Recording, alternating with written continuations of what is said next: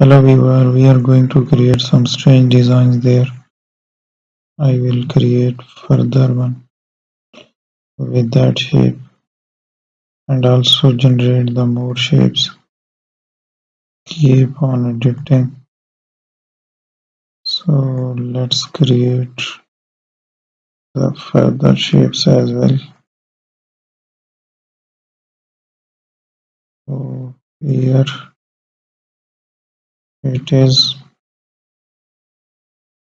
Again we will keep on editing and generating the new designs as well. So that it is. Thank you for watching my video. Don't forget to subscribe my channel. I will create some horizontal shape to cover up that area.